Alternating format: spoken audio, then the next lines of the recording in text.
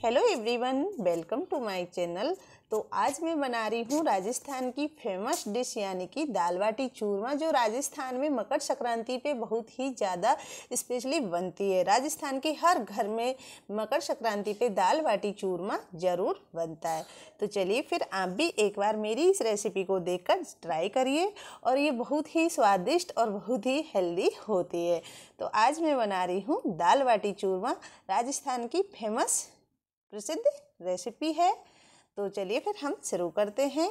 यहाँ मैंने दाल बाटी चूरमा बनाया है और ये बहुत ही स्वादिष्ट और हेल्दी भी होता है।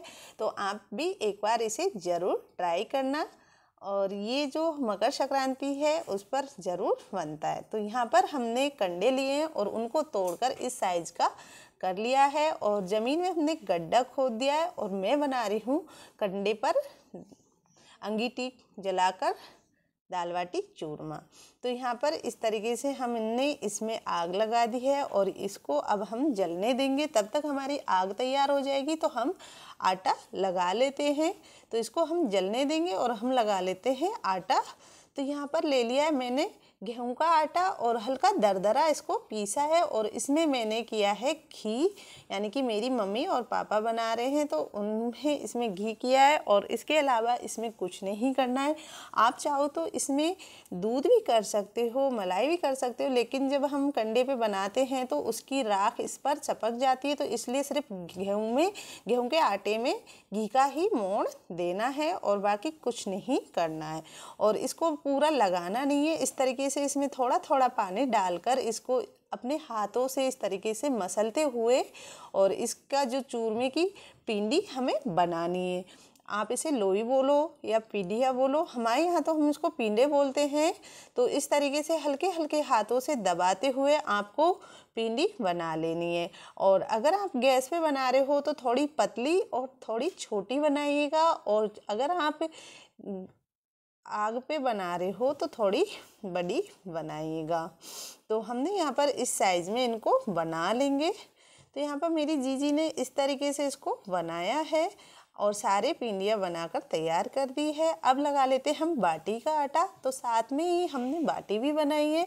तो यहाँ पर मैंने गेहूं का आटा लिया, उसमें एक स्वाद अनुसार नमक कर दिया और 1 चम्मच उसमें मैंने मीठा सोडा किया है, और साथ में ही थोड़ा सा सौंफ और घी डालकर इसको अच्छे से लगा लिया है।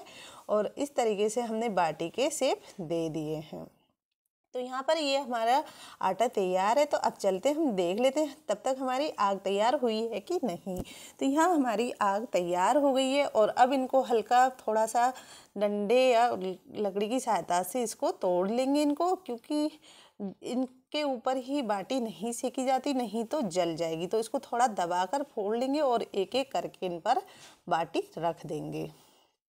तो यहाँ पर सारी बाटी और चूरमा इस तरीके से रख दिया है, और इनको अब हम पलट कर इसको सेक लेंगे। और आपको इसको इस तरीके से पलटना है लगातार। इसको कम से कम 20 से 25 मिनट ऐसे ही सेकना है, क्योंकि ये इस तरीके से अच्छे से यहाँ पे सिक जाएंगी ऊपर। तो इनको फिर ज़्यादा टाइम नहीं लगेगा सिकने में, क्योंकि पहले ऊपर अंगीठी पे इनको 20 से 25 मिनट ऐसे ही सेकना होता है, जिससे जब तक ये अपना मुंह ना खोल देती है, मतलब इनमें हल्की दरारें नहीं होती है, तब तक ये नहीं सिकती है। तो हम आपको बता देते हैं कि इस तरीके से आपको इनको आग के ऊपर इस तरीके से सेक लेना है। तो मैं आपको एक पास से लेके दिखा देती हूँ। देखो इस तरीके से इनने मुंह खोल दिए हैं, और इसी तरीके से आपको सारी बाटी और चूरमे की जो पिंडियाँ हैं उनको इसी तरीके से सेकना है। तो ये देखो चूरमा भी बहुत अच्छे से सिक गया है। तो अब हम इन्हें राख में लपेट देंगे, मतलब गाड़ देंगे। तो इस तरीके से इनको अच्छे से जमा कर, और इसके ऊपर हल्की ठंडी और गरम राख इनके ऊपर डाल देंगे। तो यहाँ पर सारी बाटी और चूरमा इसमें गाड़ दिया है, और इस तरीके से वापस राख से इनको लपेट दिया है।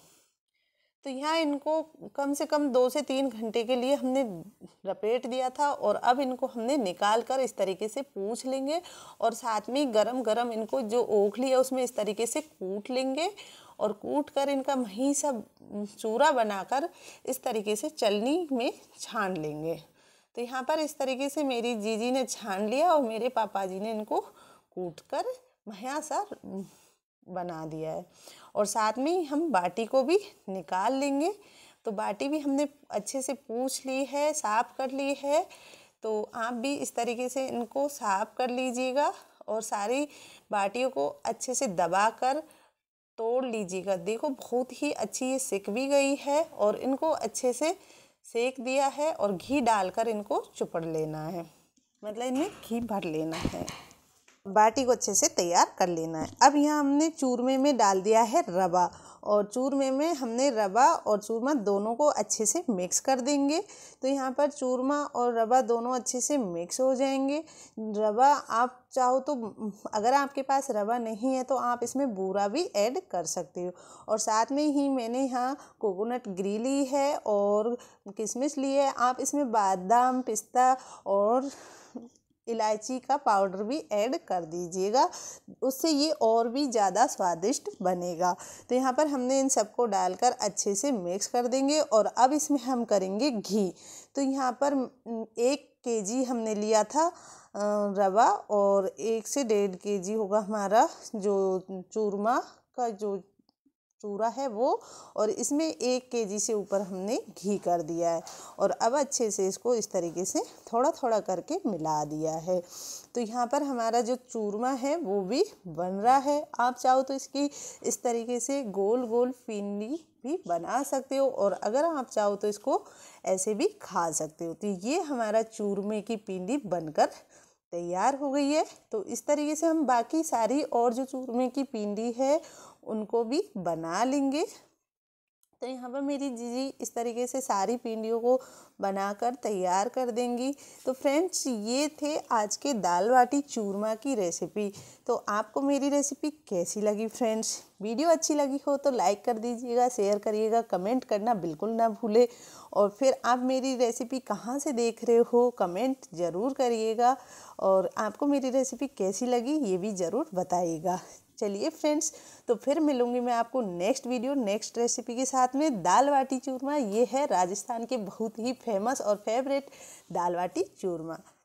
Take care, bye bye all of you.